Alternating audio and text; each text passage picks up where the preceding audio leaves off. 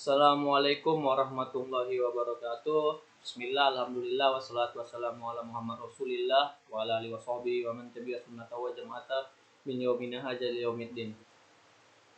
Kenalkan, nama saya Jiyad Habibul Mikraj. Di sini saya akan mempresentasikan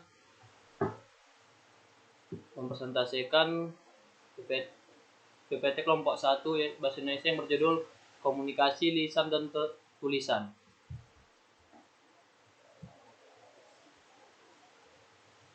Pengertian komunikasi.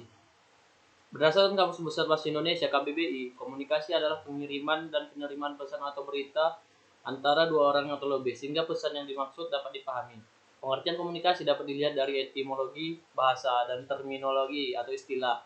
Dari sudut etimologi, menurut Proudhon dalam buku Ilmu Komunikasi dibagi menjadi beberapa kata, diantaranya communicare yang berarti berpartisipasi atau memberitahukan, dan komunis opinion yang berarti pendapat umum. Raymond S. Ross yang dikutip oleh Deddy Mulyana dalam buku Ilmu Komunikasi Suatu Pengantar mengemukakan bahwa komunikasi atau communication dalam bahasa Inggris berasal dari kata Latin communis yang berarti membuat sama. Adapun komunikasi menurut beberapa ahli, yaitu yang pertama menurut ilmuwan politik Amerika Serikat sekaligus pencetus teori komunikasi yang adapun nama ahlinya yaitu Harold Laswell. Komunikasi adalah suatu proses menjelaskan siapa mengatakan apa dengan saluran apa kepada siapa, says with in which channel to whom and with what effect. Dan yang kedua menurut ahli yaitu menurut Carl E. Hovland, komunikasi adalah proses yang memungkinkan seseorang atau komunikator menyampaikan rangsangan yang biasanya lambang-lambang verbal untuk mengubah perilaku orang lain atau communicate. Tujuan dan fungsi komunikasi dan fungsi komunikasi yaitu adalah yang pertama untuk menyampaikan informasi, to inform, yang kedua mendidik, to educate, yang ketiga menghibur, to entertain, untuk mempengaruhi, to influence.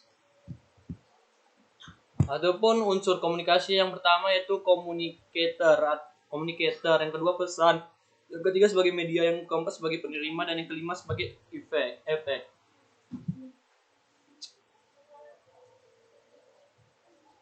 Pengertian komunikasi lisan dan tulisan. Komunikasi dibagi menjadi beberapa jenis, yaitu komunikasi secara lisan dan secara tulisan. Mari kita bahas bersama. Yang pertama yaitu komunikasi secara lisan. Komunikasi secara lisan adalah bentuk komunikasi dengan mengucapkan kata-kata secara lisan dan langsung kepada lawan bicaranya. Adapun ciri-ciri komunikasi lisan yaitu yang pertama bersifat tatap muka, yang kedua bersifat terikat pada ruang, yang ketiga terikat waktu, dan keempat menggunakan organ dominan berupa mulut dan telinga, dan yang terakhir mementingkan penampilan. Adapun jenis-jenis komunikasi lisan diantaranya yaitu yang pertama komunikasi lisan secara langsung dan komunikasi lisan secara tidak langsung.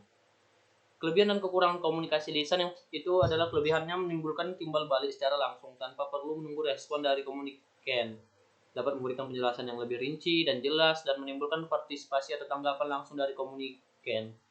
Dan adapun kekurangannya itu memerlukan adaptasi atau penyesuaian kondisi dan situasi terlebih dahulu sebelum berkomunikasi, memerlukan suatu uraian dan penjelasan yang lebih detail dan sulit untuk didokumentasikan tanpa bantuan alat atau recording.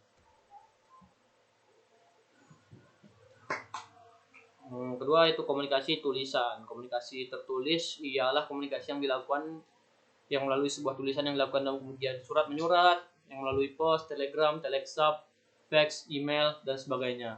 Adapun prinsip-prinsip komunikasi tertulis yang diantaranya yaitu yang pertama completeness atau lengkap, yang kedua consistent atau ringkas, yang ketiga consideration atau pertimbangan, yang keempat concreteness atau konkret, yang kelima clarity jelas, yang keenam courtesy atau sopan, yang ketujuh correctness atau benar.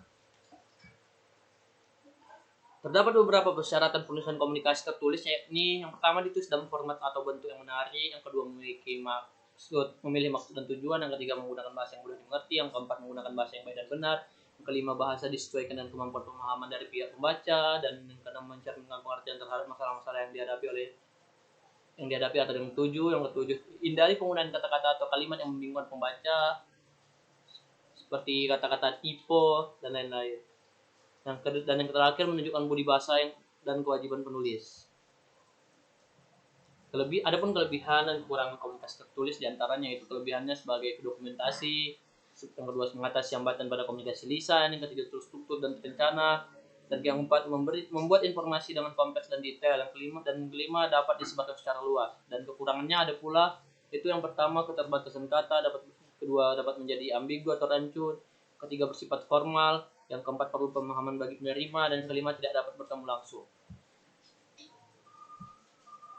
Perbedaan komunikasi lisan dan tulisan.